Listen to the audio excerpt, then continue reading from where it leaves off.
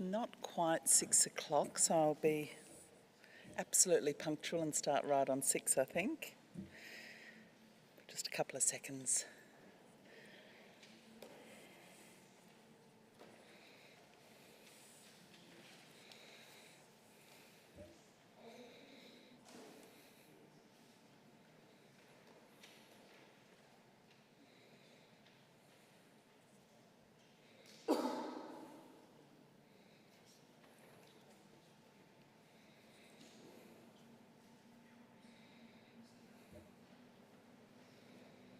Okay, it's 6 o'clock by my clock. I don't know whether we've heard the GPO yet, but good evening everyone and welcome to Town Hall and to our annual general meeting for 22-23 financial year. I would like to... sorry. Hello? A little bit more volume perhaps. Hello, hello, hello? Nope. Well, there's the 6 o'clock. I can do a big voice, no? Okay. I think as we're recording, that sounds better.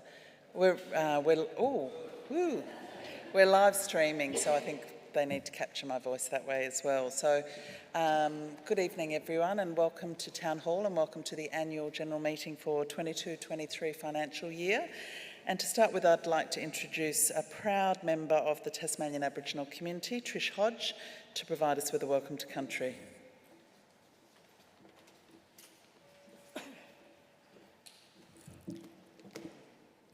Thank you. Yapulingina milaydina manamapalitu. Milaydina palawa muwininati.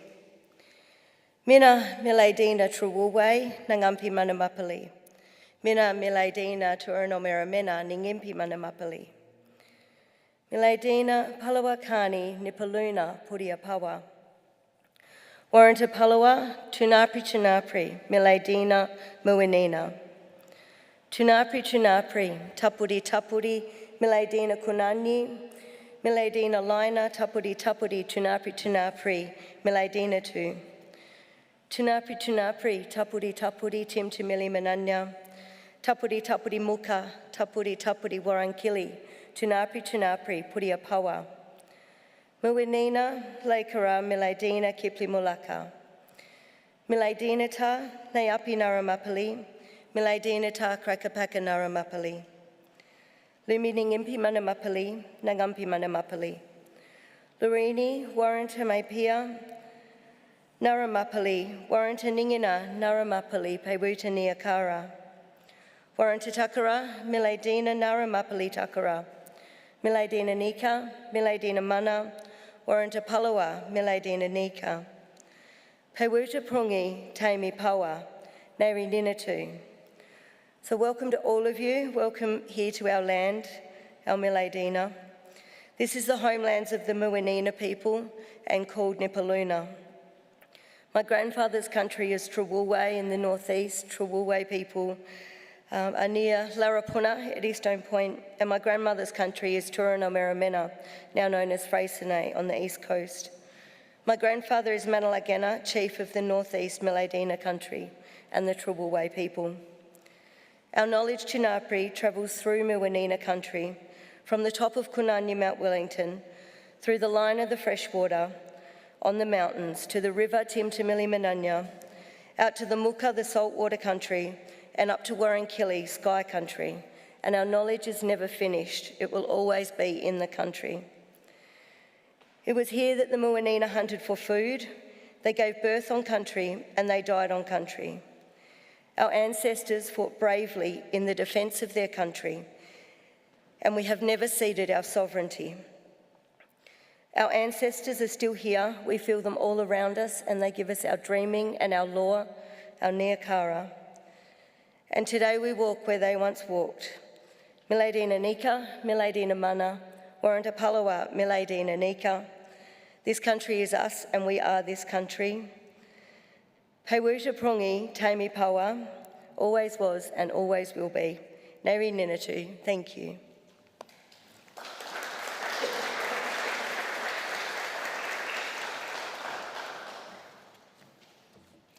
Thank you so much, Trish, for that welcome to country. And on behalf of the Council, I'd also like to pay my respects to the elders of the Palawa community of Tasmania, and thank you for all of your work and the contribution you make to our community. So, my fellow elected members, Acting Chief Executive Officer Neil Noy, staff and community members, I'd like to thank you for coming along tonight and taking an interest in the activities of your council. I'd like to introduce the following elected members who are here tonight. Deputy Lord Mayor Helen Burnett, Councillor Bill Harvey, Councillor Mike Dutta, Councillor Dr Zelinda Sherlock, Councillor John Kelly, Alderman Louise Bloomfield, Councillor Ryan Posselt, Councillor Will Coates, and we have 3 apologies from Alderman Marty Zuko, Councillor Ben Lohberger and Councillor Elliott. We also have Jeff Tongs, the Assistant Auditor General on behalf of Auditor General Rod White, who is an apology, Gavin Quirk, our Young Citizen of the Year, as well as a number of members of our City Portfolio Committees who are present this evening. And I would just also like to acknowledge that we have a special reception at the end of tonight in recognition of our inaugural Portfolio Committee members who have kicked off this new process with us and have really contributed lots this year. There are a number of apologies from invited guests, but I won't run through all of them. They will be listed in the minutes of tonight's meeting. But are there any apologies that anyone would like to register from the floor that we'll make note of? There being none, we'll move on now to the minutes of the AGM held on Monday the 28th of November 2022. They are submitted for confirming as an accurate record. Is there a motion from Deputy Lord Mayor? So confirming the minutes? Confirm the minutes from Monday the 28th of November 2022. And a seconder for that, who was here? Councillor Dutta. So all those in favour of the minutes say aye. Against say no. Carried unanimously. So I will just run through the meeting procedures. We do this process of having AGMs is actually under the Tasmanian Local Government Act, and it does set out various rules around AGMs. So the procedures are attached to the agenda. We are required to conduct an AGM annually, as is every council in the state. And the council is required to adopt its annual report outlining its financial performance and the outcomes of the council for the year in review. The proceedings for this evening will involve a short-ish address from myself, just to outline some of the highlights from the City of Hobart for the past year. And then I'll hand over for the really interesting stuff from our Children's Mayor, Olive Nielsen, and our Deputy Children's Mayor, Bella Childs, who are both here in the front row in attendance. And there'll be an opportunity for you to ask any question or move motions on the annual report. And those questions can be to whoever you like. However, the council officers here in the front row may be the best people to answer the questions rather than myself or elected members. And if the question is really complicated, they may well want to take it on notice and provide you with a more detailed written response, and we will get all of those responses to you. And I think we also publish those responses somewhere on maybe our next council meeting or a council meeting agenda. So, with that outlined, I will now present the annual report and just run through some of the highlights. These These meetings are an opportunity to provide a bit of an update, but obviously there is much more detail in the written work. And the last financial year was split by a new council, which the elections took place in a bit over a year ago, October 2022. So I'd also like to just acknowledge the contribution of the former elected members to the work of part of this year before 2022 election. So those elected members included Alderman Jeff Briscoe, Alderman Dr Peter Sexton, Alderman Damon Thomas, Councillor Will Coates, who has now come back to us, and Councillor Jax Fox, for their commitment to the city in 22-23.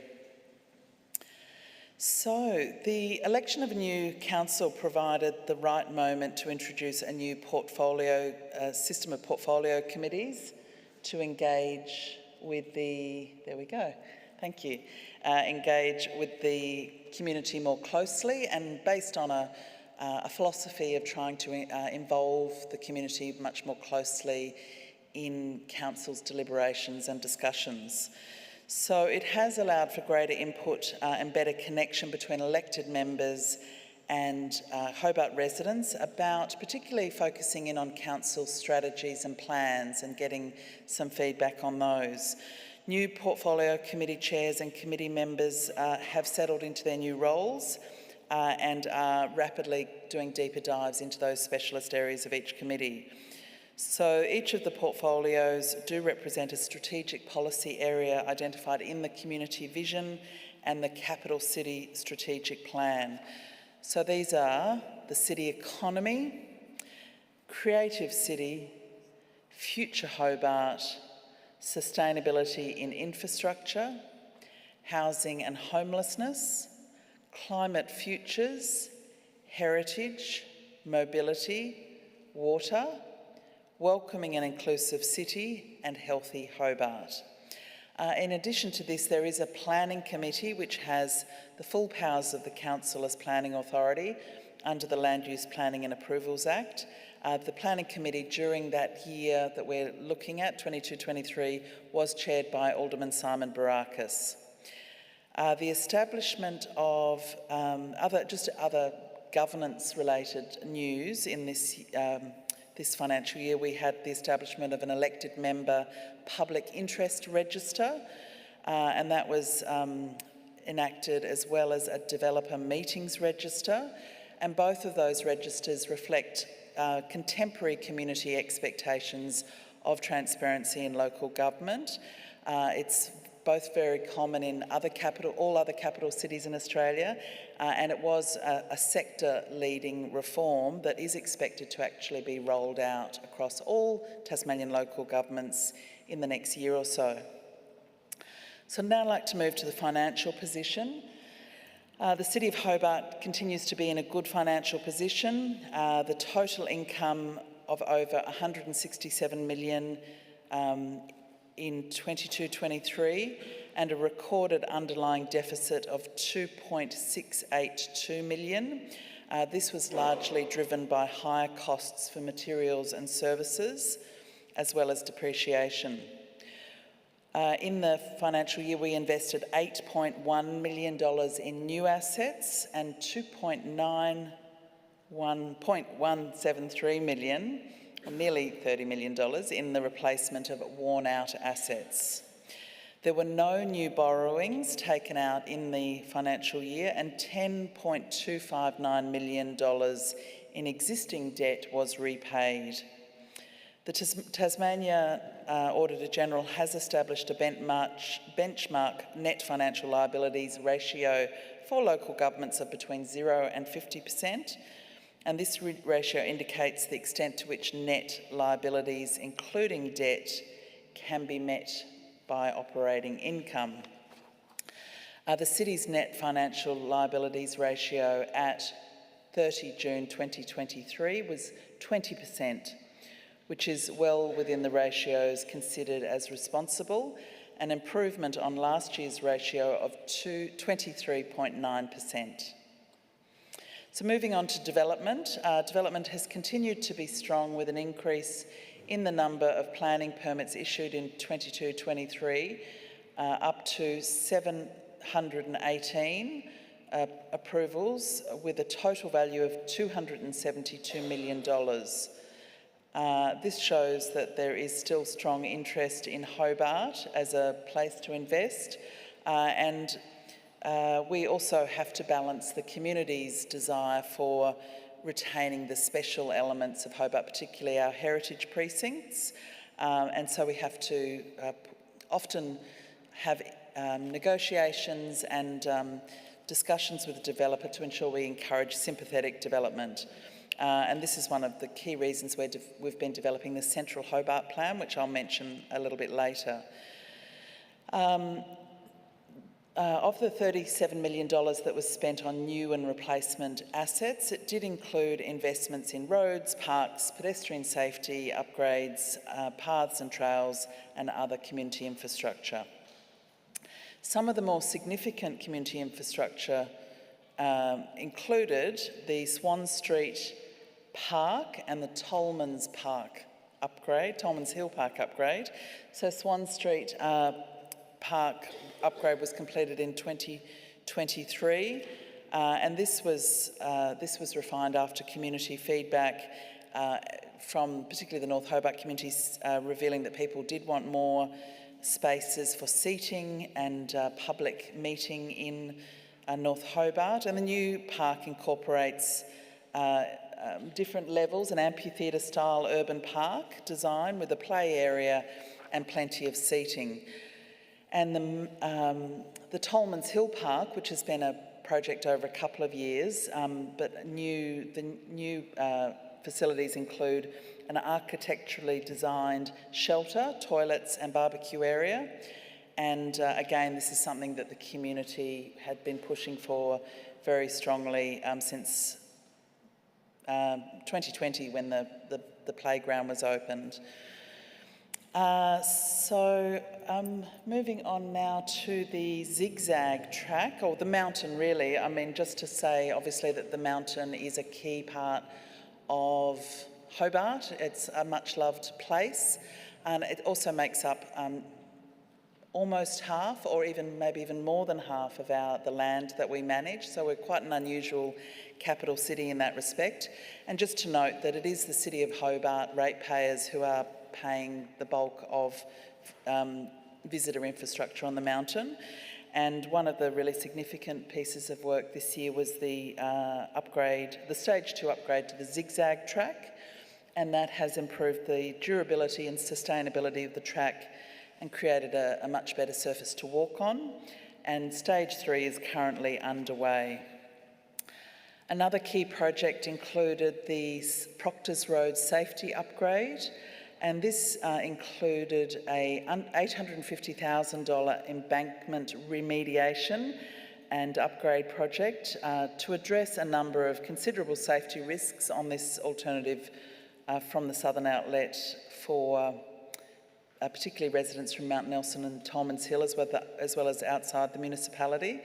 So the project included the installation of rockfall fence to prevent large rocks falling on the road, creating traffic hazards, line marking, improvements to the barrier fence to create a better road surface, and fixing some other surface defects. Another important project, a couple of important pedestrian safety projects, a major upgrade to the Elizabeth and Patrick Street installation in Midtown, which includes a new level pedestrian crossing, 2 new traffic islands, curb extensions and landscaping, and a raised pedestrian crossing on the left side of Elizabeth Street. There were also installation of new traffic lights at the junction of Mole and Collins Street in Hobart, which is a really important link from South Hobart and the Hobart Rivulet track into the CBD, and something that the community have been looking for many, many years to improve safety in crossing that point. So another important piece of planning work that we undertook in this financial year was the public consultation around our Capital City Strategic Plan. So the plan is actually a 10-year plan from 2019 to 2029, and it is the primary planning document that the council bases its work on. And the Local Government Act does require that all local governments prepare the 10-year plan, but also that they review it every 4 years. And so 2023 brought us around to the time to review that document. So quite an amount of consultation went into looking at that plan and getting feedback on what needed to be changed or tweaked from that. Another really important project is the Central Hobart Plan consultation.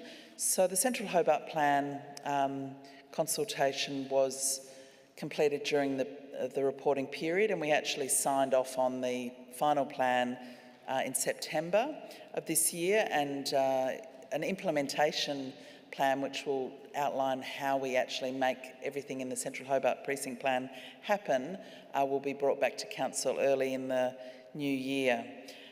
So this document was undertaken over a number of years with the state government. It's the first of its kind in Tasmania. It is a strategic vision for how we want the City of Hobart Central CBD area to look and feel. It came out of the heights debate that was a very big debate in Hobart for a number of years, but it covers a lot more issues than heights, including design issues, the needs of transport, the needs for the place for different types of development, including housing and commercial development. So a consultation was held throughout April 2023 with lots of conversations, submissions, pop-up events and an online forum, and there was also quite a lot of media coverage about that before we signed off on that plan. While I'm talking about planning, just to acknowledge that a lot of work has gone into the Hobart Draft Local Provision Schedule. Now this comes out of the state government's move to a statewide planning scheme that started many years ago. But as part of that, every council can develop its own local provisions where there are very particular local needs. So it's a huge amount of work that the planning staff have been working on, and that's been a very significant piece of work. So as Planning Authority, we're responsible for drafting them, and there is now, in the financial year, we saw the release of the draft local provision schedule for public comment. We got a lot of feedback, so on things like heritage, on things like stormwater, on all sorts of issues. So the staff are now going through that, and there'll be a further piece of work that comes back to Council early in the new year, and then our new Hobart planning scheme will be completed after some further work by the Tasmanian Planning Commission. All takes quite a long time. A couple of other interesting projects, the Newtown Rivulet. So this was launched during the year. It's a really ambitious and exciting plan to return the heavily concreted mouth of the Newtown Rivulet to a more natural state while addressing the risks of bank erosion. The project is a really great example of City of Hobart and City of Glenorchy working together, and it was based on just looking at the significant deterioration of the concrete and understanding that there's so much value in bringing it back to a much more natural state. So around 10,000 native plants and trees will be established to create a more natural wildlife corridor to stabilise the bank, and replacing the degraded concrete walls that line this rivulet as part of the process of returning it to a more natural riverine landscape. Another important thing to note during the year was the proliferation of short stay accommodation and our response to that. It's been an issue that we've grappled with over a number of years in the City of Hobart. There have been over 700 successful applications for whole homes to be changed, there be a change of use under planning scheme to visitor accommodation, and that's been since 2014. So 700 homes is a very significant number. And we have lobbied the state government to tighten up their very loose planning rules around short stays, but that hasn't been successful. So this year council has sought to deal with this issue through adopting differential rating for properties used for short stay visitor accommodation, and also vacant residential land to try and encourage the development of vacant residential land. And these differential rating was something that was quite new in the most recent budget in this financial year. Another significant thing was the 50th anniversary of the Salamanca Market. So in 1972, the first official Salamanca Market was run in the Salamanca Place by the Hobart City Council. And although the 50th anniversary fell on the 22nd of January 2022, the original celebrations were postponed because of COVID. So the celebration was instead held in December 2022 and included a day of speeches, music, entertainment, and quite a lot of focus on the history of the market. Another project worth noting is our city canopy, which also was launched in this financial year, and it is about Hobart aiming to become a much greener city and advance our urban street tree strategy.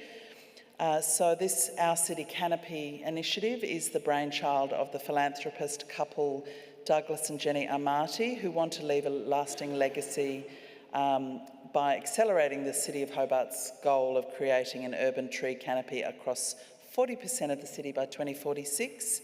So the goal of this project is really to attract other investors and donors into giving into a fund that will help us develop more street trees, because we've got such an ambitious goal, and some people really are so passionate about this project that they'd like to give additional funding to make sure that it happens. Some other awards that we received during the year. So we received the award for excellence in LGBTIQ+ inclusive practice in local government, and this was awarded for the City of Hobart, Award for Excellence for Inclusive Practice, and it was awarded in recognition of the demonstrated positive change in the city's relationship with the community over the past few years. There was also, under the theme of diversity and inclusion, as part of our Aboriginal Commitment and Action Plan, we commissioned a new artwork, I Am Country, by Tasmanian Aboriginal artist Caleb Nichols Mansell, and it was unveiled in the front of Town Hall during the year. Another thing of note was that the City of Hobart agreed to recognise the nomination of Hobart as a UNESCO City of Literature by the City of Literature Project Working Group.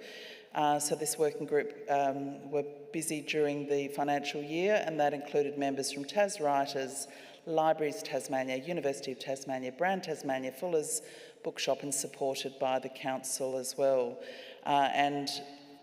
Not in this financial year, but related to it, was that Hobart was advised recently that it has been successful in its nomination, and we'll no doubt talk more about that in the next annual report.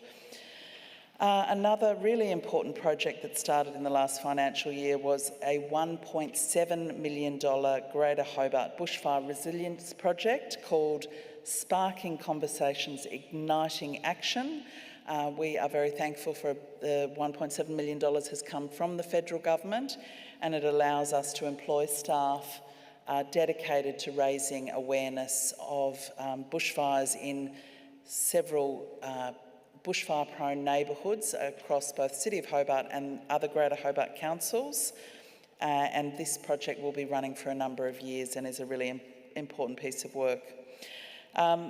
Community grants, supported a very significant number of community grants, which helps the council help our community to do the things that they think are important.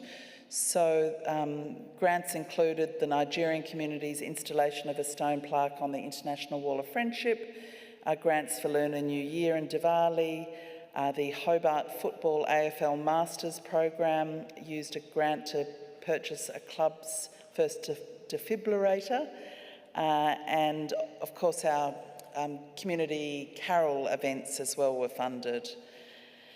So in closing, I'd like to extend a sincere thank you to residents, community groups, local businesses and volunteers of the City of Hobart. We know that the city is full of passionate, innovative and creative people who love their city and want to be involved in its future. I'd like to thank all my fellow elected members for their work, including Simon Barakis, who has recently resigned in order to take up a seat in the Tasmanian Parliament, and welcome back Councillor Will Coates. And finally, to thank all of our tireless council staff for their work throughout the last financial year and the work that they do to strive to serve the people of Hobart is outstanding and professional. And it's really, they are the ones that keep the city moving and ticking along in between our council meetings. So a big thank you to the staff, if we can give them a round of applause.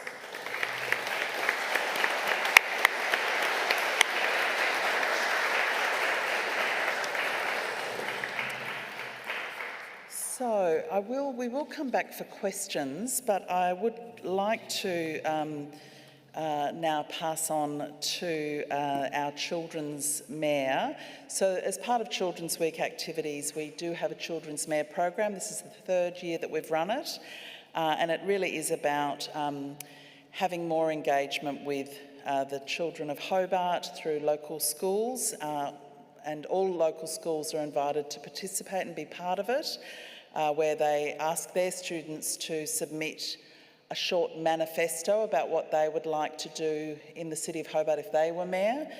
And then the schools choose their best two that then come forward to a panel at the City of Hobart, where we select from two from each school to select the best two submissions. And it's always a very, very difficult decision. And I think this year we had, 4 highly commendeds and our 2 top winners. So I'd like to introduce our Children's Mayor for 2023-24, Olive Nielsen, who's just finishing Year 6 at Princess Street Primary School. Please come forward, Olive.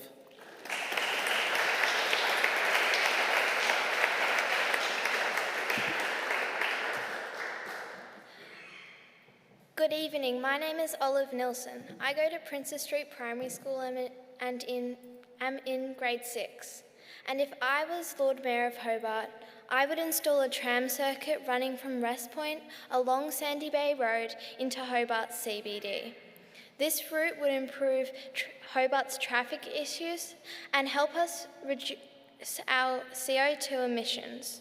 When this tram route operates, it will help tourists be able to easily travel the city of Hobart. Isn't that how Hobart should always feel? Easy, enjoyable and stress-free? When this route operates, it will help Sandy Bay residents have an easy, sustainable way to get into Hobart Central without worrying about parking. To enable we get the funding for the $1 billion capital cost to make a tram route in our city, we would need to get help from the federal government. An outline of the project would need to be sent to the Honourable Catherine King, MP, our Minister for Transport. My idea will help the community by letting school kids have a safe way to get to school. This route has been designed on a frequently used school route. This will benefit school kids from the following schools: Waimea, Princess Street Primary School, Albura, St Mary's, Collegiate, Goulburn Street and University City campuses. This route will also connect Sandy Bay residents to Hobart CBD, which has been a problem due to traffic issues in peak hour. It will also help the tourists have an easy transport option when exploring our fascinating city.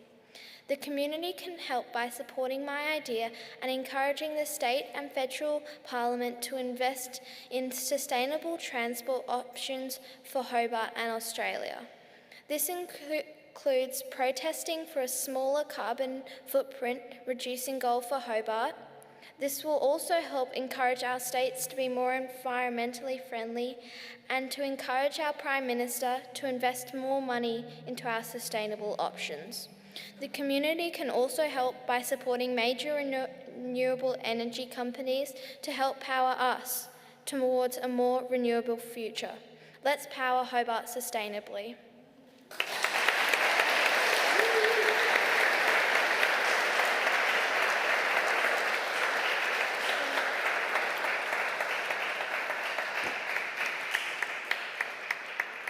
Thank you so much, Olive. And Olive's submission also came with a very detailed and well-presented PowerPoint presentation and design, which the judges were really impressed with as well. So are there any questions for Olive on her project or her idea? I think Mr. Merridew, would you like to stand up, please?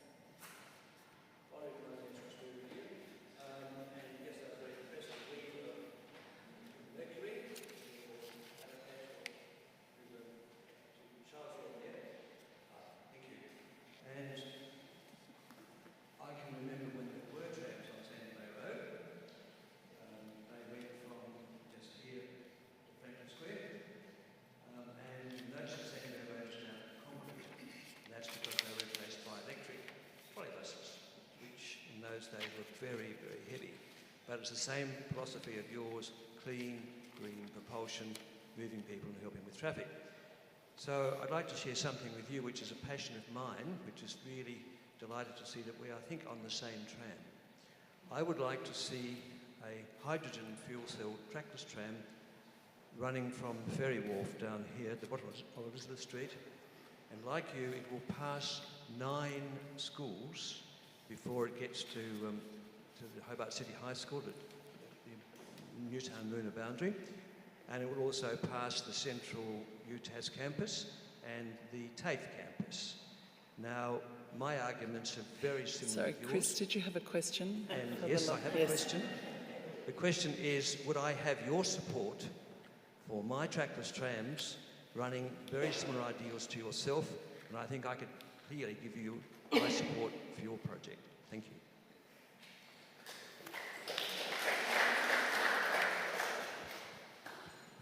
Olive, did you have any thoughts on the question? I think we can definitely make something work, and we can negotiate which stops we can put in. But yeah, thank you. Great, thank you. Another question from Karen Avey. Hi, I was wondering, Karen, it's a really interesting idea. I was just going to ask, if you give any thought to what times of the day the trams might run? Do you think it would be a 24-hour? Maybe it would be a little bit, because Melbourne's trams run until about 1 o'clock in the morning. I don't think we're not as big as Melbourne, but it would probably continue to around maybe 9, 10 in the evening, and maybe start at 7, 6 in the morning. Great, thank you. Any other questions? Yes, Jenny. I'm Mother Rachel, and I'm representing the Hotel Council of the 18. Do you think that Hobart, all of its citizens are ready for such a proposal? And how important is it for you as a young person with a whole lot in front of them for us to adopt climate-friendly and reducing emissions? I think Hobart will be ready for a improvement in its public transport, because we need to be more open to sustainable options for Hobart, and with these trams they run purely on electricity, which could be generated from our hydro, because we are 100% hydro, and we can include that so that we are 100% renewable energy with our trams. Great, thank you. One last question from Councillor Harvey. Do you think we should be allowed to bring our dogs on the tram? Definitely.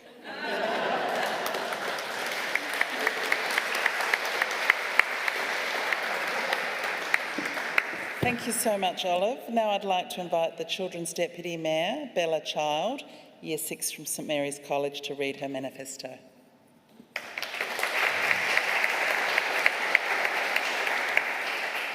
My name is Bella Child and I'm from St Mary's. If I was Children's Lord Mayor of the City of Hobart, I would encourage Hobart children to put down their devices for a day and experience a device-free fun day in beautiful Hobart.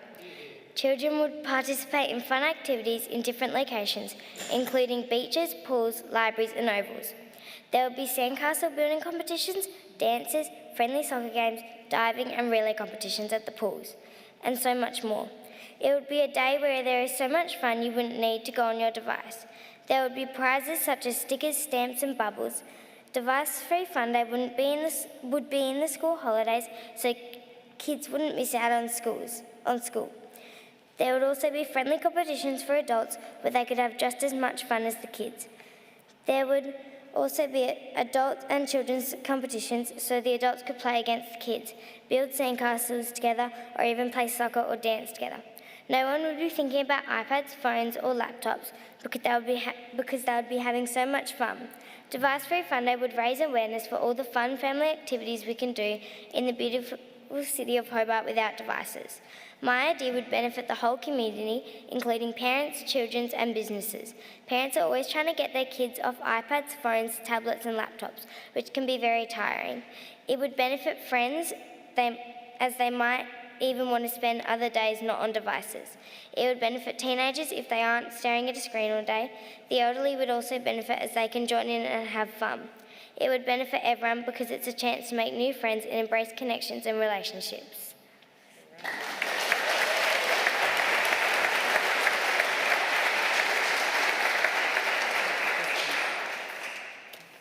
Are there any questions for Bella on her idea about device-free day? Yes. Councillor Posselt has a question for you. Hello, Councillor Ryan Pascal. I was wondering what your 3 favourite things to do that are in Hobart that are not on devices that I can send my children to go and do. Go to the beach, go to the park and go swimming.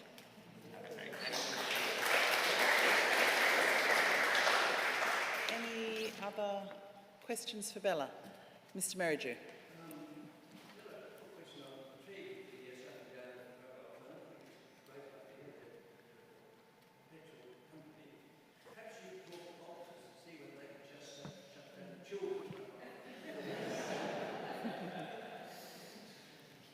It's a comment, I think, Bella. Councillor Harvey. Do you think we should be able to bring our dogs to the pool? You could say that's irrelevant, but... yeah, question, yes. I think they should get off them for a day, but if they need them for emergencies.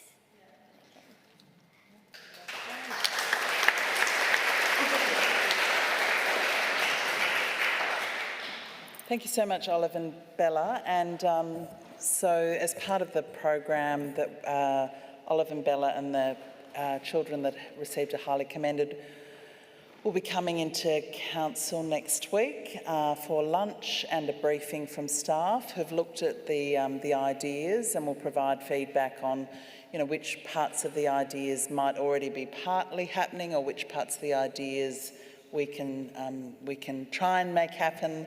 So that briefing is a really important part of the program, and it's a program that we're continuing to develop over the coming years. So if anyone's got any ideas about ways to keep developing our Children's Mayor program, please just let me know.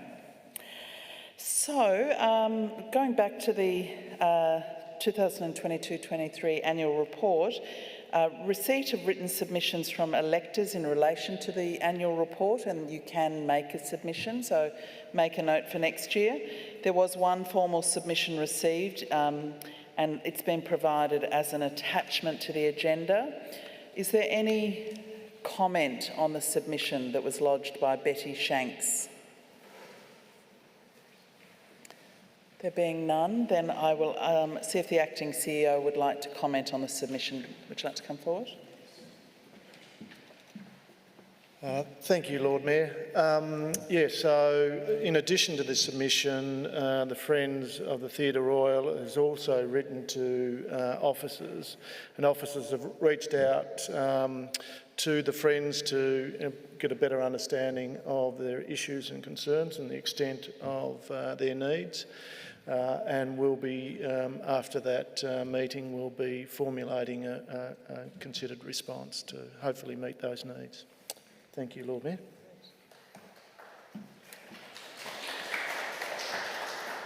And I think actually could be helped by Olive's proposal of a tram from Sandy Bay into the city.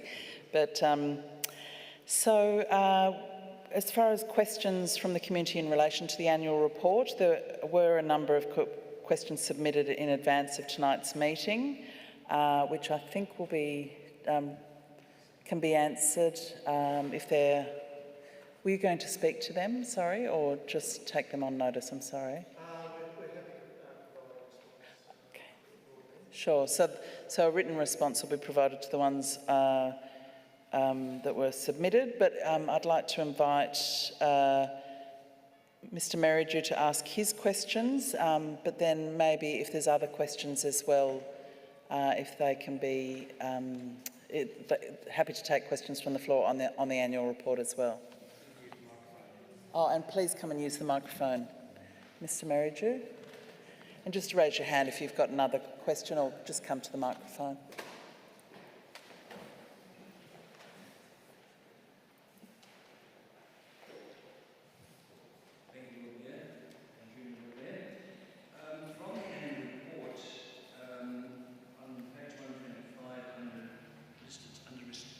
Unrestricted assets, there is a statement that says contributions in lieu of public open space, $352,000. My question is, how is this collected and to be used, and is it practical to extend collection from the multiple home unit developments, particularly those in the greater CBD? For the interest of people here, if you were to build subdivision of 35 blocks of land in Gibbon Street, Newtown, you'd have to provide 3 blocks of land for public amenity, and as Bella says, for the children to go out and play is a very, very healthy ideal.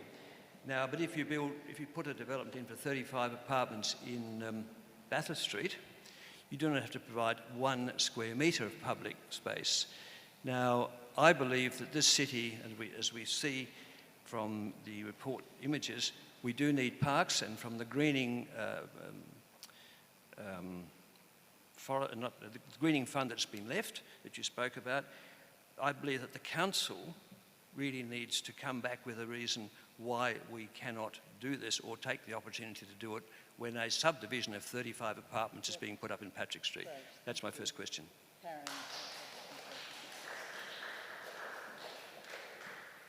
Thank you. I'm Karen Abey, the Acting Director of City Life.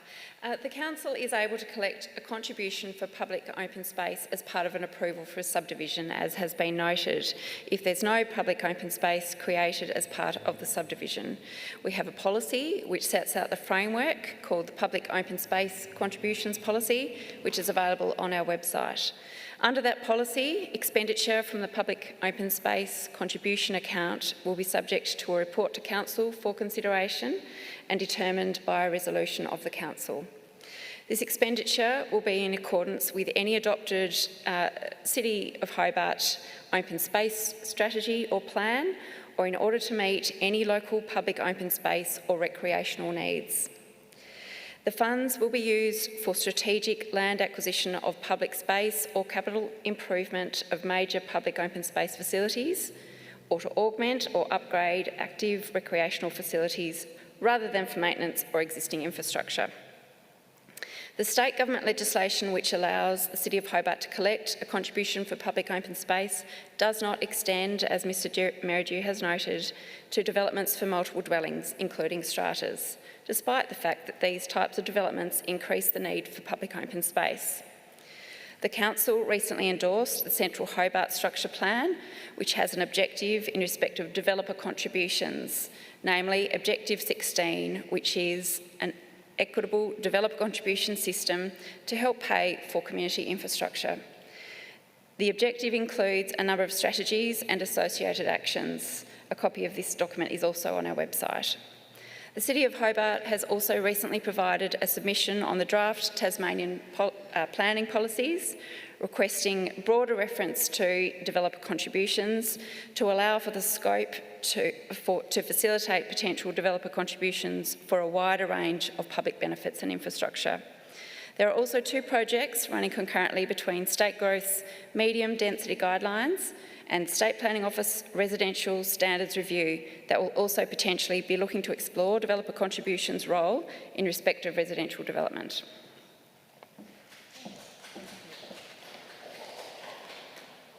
Is there another question from the floor? Or yes, would you like to go to the microphone? Thank you. I think my question's for the acting CEO, who's probably expecting it. The annual report shows that over $50 million has been contracted out, while staffing numbers overall have reduced. Noting a trend in direct appointments at City of Hobart, how does Council justify doubling the number of senior executives paid each between $200,000 and $440,000 during the last financial year, whilst at the same time drastically reducing technical, labouring and plant operators and clerical and administration roles? It seems there is a top-heavy problem at Council and an unhealthy obsession with contracting out, much of which could be undertaken by City of Hobart permanent employees. Will Council commit to increasing the number of permanent boots on the ground workers, and if so, when? And did you want to introduce yourself? Oh, sorry. Yeah. Karen Tantari, organiser at the Australian Services Union, representing the employees. Thank you, Karen.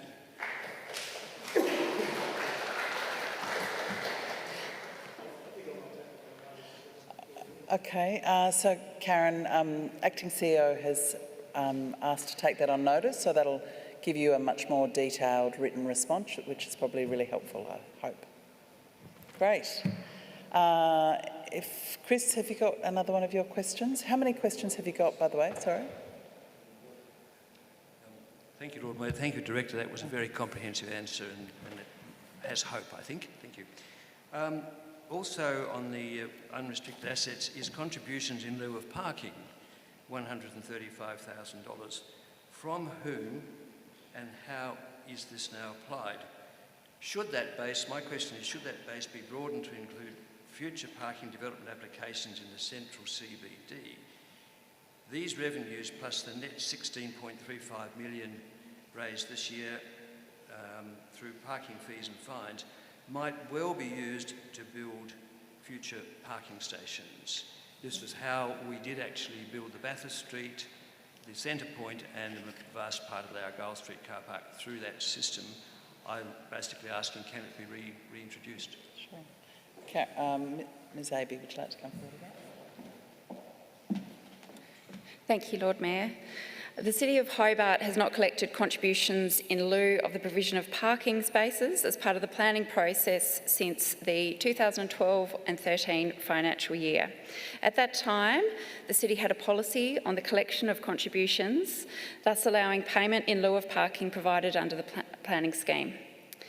The numerous challenges with this system led to the Council preferring that developers provide parking in accordance with the planning scheme. It is noted that the planning scheme does not require on-site parking to be provided for developments in the CBD. Fees and fines collected from parking are used as part of the Council's revenue applied towards general operational needs. Thank you. Any other questions from the floor? No? Chris, have you got one more? Or are you happy? I think there is one more. There were three, but I think people have been terribly patient. Lord Mayor, while you, I think, were away, or maybe just before you went, we had that terrible incident in Daylesford in Victoria where a car ran off the road and killed several people who were sitting by the roadside in the gardens of the hotel or the forecourt of the hotel, enjoying their evenings. My question of this council is, taking that in mind, should the council consider its position with the on-street eating that we have in the temporary pop-up parks here in Elizabeth Street and very close to eating on other roads? If you think of Elizabeth Street and you think of an MTT bus which probably weighs 20 tonnes, doing 40 kilometres past people who are sitting no farther away than 1.5 metres you give a cyclist, and something should fail mechanically with the bus, hopefully not the driver or either. Yeah. What is the position that council see in light of that? And even the accident at Kingston yesterday, it does create a vulnerability to people, I think, eating on the roads or even eating on the footpaths. There is a plus side to that. The council have been wanting to be able to develop the top floors of many buildings in the city. It's the floor above the street. And I see that's been done in the Maya Miller's restaurant, and it's also done at Harbour Lights, and I think the Japanese restaurant up here in North Hobart. People are eating inside and upstairs to increase the floor space. Sure. Thank you. So a question about what planning do we do to ensure the safety of outdoor dining. Is there someone who'd like to respond to that? Mr Noy? Thank you, Chris, for that question. Look, we are acutely aware of safety in our cities. We do safety in design in response to these types of facilities. In fact, we are preparing a report on this very issue more generally around outdoor dining in our streets. I think it's important to understand and appreciate that outdoor dining and life on our streets are very important. We don't want to necessarily quarantine them from regular life because of the potential risk that might occur from passing vehicles. But in short, we are preparing a report on this very issue to the elected members, which will come next year, early next year. So thank you. Thank you. And just to add, Chris, that was also one of the motivation for us passing a 40-kilometre speed limit in a lot of our local shopping precincts, because all of the evidence shows that 40 kilometres an hour and less is much less likely to cause serious injury and deaths than the 50 kilometres an hour. And that was a decision of the council a couple of years ago now, and we're slowly rolling that out so that all of our shopping precincts where you're more likely to have the outdoor dining have that slower speed environment. Okay, well, if there's no further questions from the floor, last chance. I would like to now call for a motion to adopt the City of Hobart's annual report for 2022-23, with the motion from Councillor Harvey, seconded by Councillor Posselt. Motion to accept the annual report. All those in favour say aye. Against say no. Carried unanimously. So that brings to a close the formalities of our meeting tonight. Thank you again for your interest and engagement with the City of Hobart and your council, and being interested enough to come along and hear about what's been happening. We now have drinks and refreshments for anyone who can stay. We'd love you to stay around, chat with elected members, chat with staff, chat with each other. Thanks again, everyone. Hope you have a wonderful Christmas and a fantastic summer. Thank you.